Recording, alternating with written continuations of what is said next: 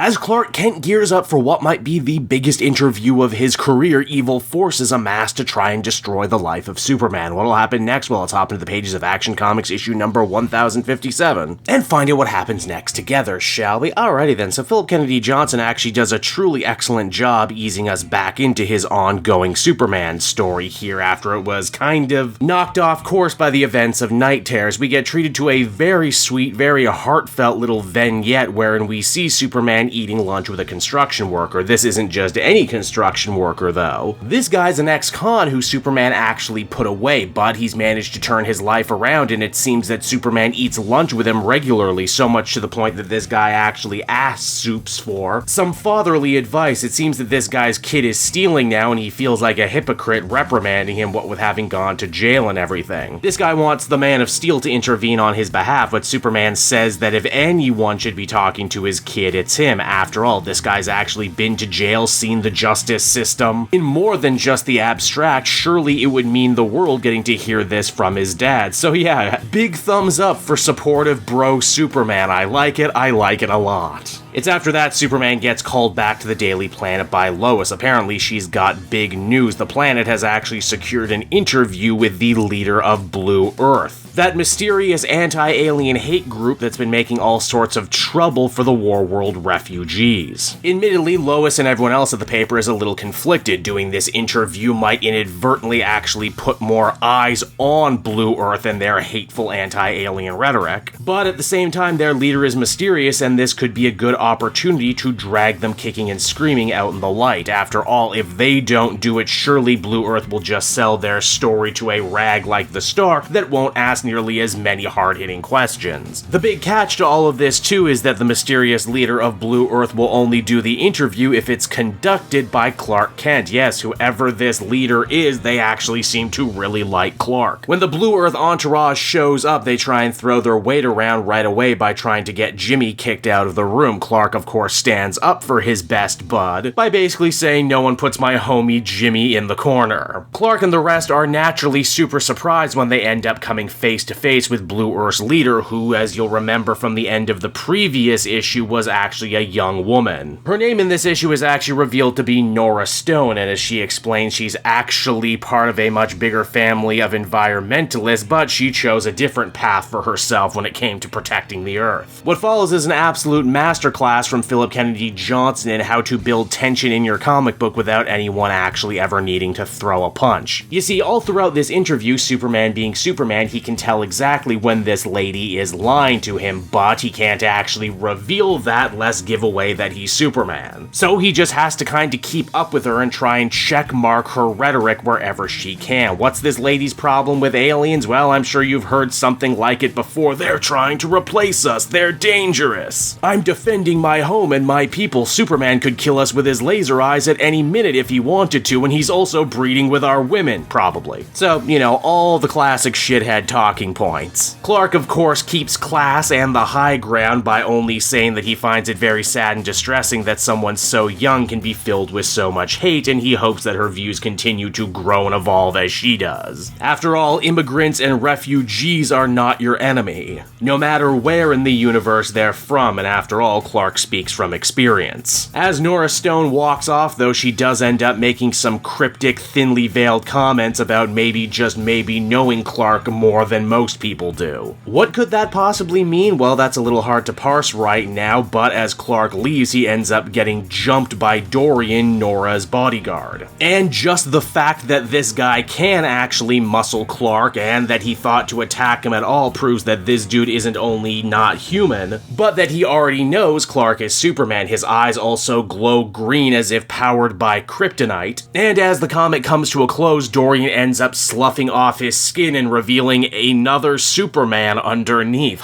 Well, don't that just beat all? What are we thinking? Shapeshifter? Illusionist? Maybe magic? Norah did seem to have some sort of strange bracelet with a green crystal on it, so your guess is really as good as mine as the comic comes to a close. And so that was Action Comics number 1057, everybody, and I gotta say it felt really good jumping back into this one. Obviously, Joshua Williamson's Superman book is getting all the flowers right now because it is the flagship Superman title, and also really damn good in its own right, but I don't think you should be sleeping on this Action Comics run at all. Philip Kennedy Johnson does such a great job tackling the Superman material, but from a completely different angle. I positively loved the opening. That's something I'm going to be thinking about for a long time to come, but also the fact that the bulk of this issue actually focused more on Clark as a journalist than Superman as a hero is just really nice and refreshing to see sometimes. After all, the Clark part, the journalist part of Superman is just as important as anything else, and it's something that doesn't really get its time to shine. Haven't quite made up my mind on Norah or Blue Earth just yet as far as villains go. They do certainly feel like stuff we've seen before, but Philip Kennedy Johnson did such a good job putting a new spin on Metallo and Mongol. I'll be interested to see what he does here with Norah. Hell, the implication is here that Norah might actually have known Superman for a long time. Maybe she's not a new villain at all, but an old villain in disguise. Overall, I think I feel comfortable giving this one an 8.5 out of 10. This was a damn fine issue, and I can't wait to see where this art goes from here.